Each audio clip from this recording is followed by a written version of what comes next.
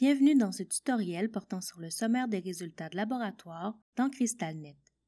Pour une compréhension optimale, nous vous suggérons de visionner d'abord le tutoriel Détails usagers et tableau de bord de l'usager.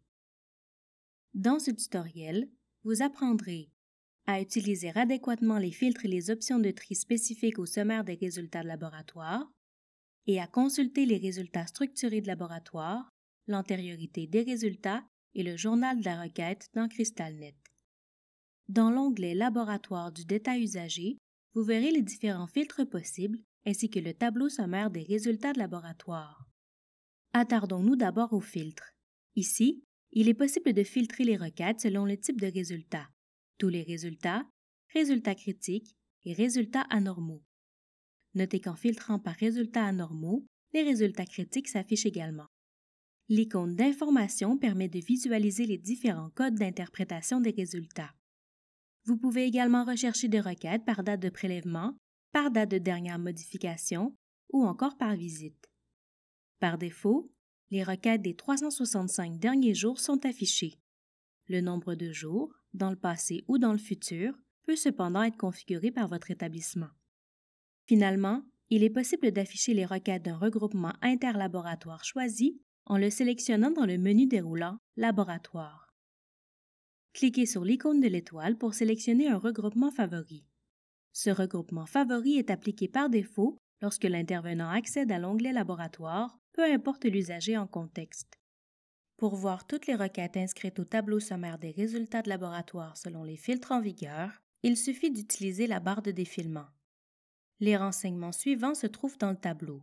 La date, soit la date prévue du prélèvement, qui se distingue par la présence de cette icône à sa droite, ou la date à laquelle le prélèvement a été réalisé, le statut de la requête, s'il y a lieu un indicateur signifiant qu'une saisie manuelle a été effectuée ou qu'il existe un élément non conforme dans la requête, le nom des examens demandés dans la requête ou le nom abrégé des chapitres contenus dans la requête si celle-ci possède plusieurs analyses, le site d'où provient la demande, le cas échéant un indicateur signifiant la présence d'au moins un résultat anormal ou critique dans la requête, le nom du prescripteur ou de l'intervenant ayant demandé l'examen, le numéro de la requête dans le système d'information de laboratoire.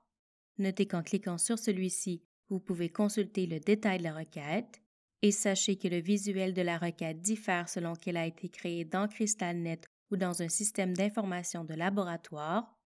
La date et l'heure de la dernière mise à jour reçue dans CrystalNet pour la requête en question, les annotations présentes pour cette requête qui s'affichent directement en cliquant sur l'icône, et enfin, le journal de la requête.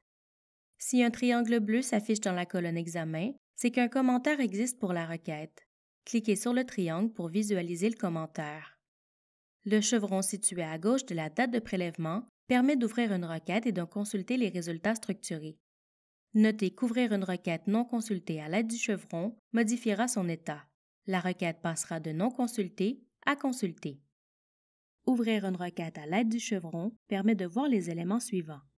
Le cas échéant un indicateur signifiant la présence d'un élément non conforme ou d'un statut préliminaire en attente, modifié ou annulé, la catégorie de l'analyse, le nom du groupe d'analyse, le nom du sous-groupe d'analyse. Notez que cette colonne est présente uniquement si les résultats proviennent du système d'information de laboratoire provincial ou le SILP, la date de prélèvement de l'échantillon, la date de réception de l'échantillon au laboratoire, la date du résultat, le nom des analyses ou des paramètres en entrée, un indicateur d'anormalité s'il y a lieu, le résultat de l'analyse ainsi que les unités associées ou la réponse aux paramètres en entrée et les valeurs de référence pour l'analyse. Notez que les colonnes date de prélèvement, date de réception et date du résultat sont pilotables.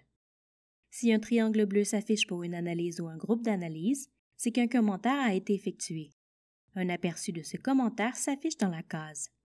Cliquez sur le triangle pour le consulter. Ce commentaire n'est pas lié au commentaire dans la colonne Examen. Si cette icône s'affiche dans la colonne Groupe d'analyse, c'est qu'une analyse complémentaire a été ajoutée automatiquement par le service producteur.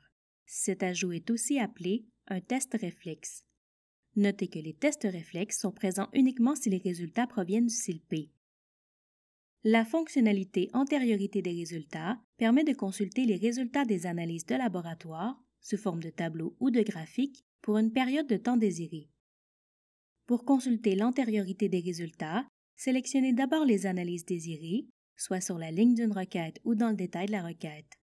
Notez que c'est en sélectionnant une requête ou une analyse que le champ « Antériorité des résultats sur » et le bouton « Consulter l'antériorité » deviennent actifs.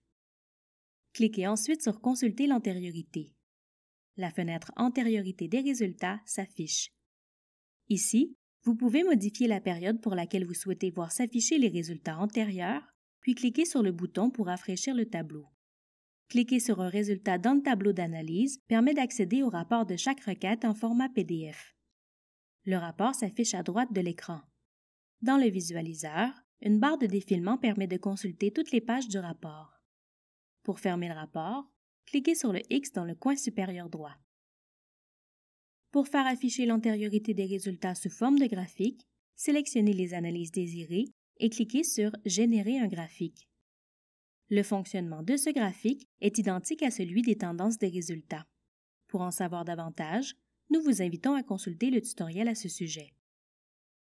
Pour ouvrir la fenêtre « Journal de la requête », cliquez sur cette icône dans le tableau du sommaire des résultats de laboratoire. L'onglet « Consultations » permet de voir l'historique des consultations de la requête. L'onglet « Impressions » permet de consulter l'historique d'impression de la requête. Notez qu'il est visible uniquement s'il y a au moins une impression pour la requête. L'onglet « Tendances », quant à lui, permet d'afficher les consultations du tableau des tendances des résultats. Les analyses présentes dans le tableau lors de la consultation sont indiquées. Ceci conclut le tutoriel portant sur le sommaire des résultats de laboratoire. N'hésitez pas à consulter notre base de connaissances pour en savoir davantage sur les diverses fonctionnalités de CrystalNet. Nous vous invitons également à visionner nos autres tutoriels, disponibles à la fois sur notre chaîne YouTube, sur notre site Web et sur notre base de connaissances.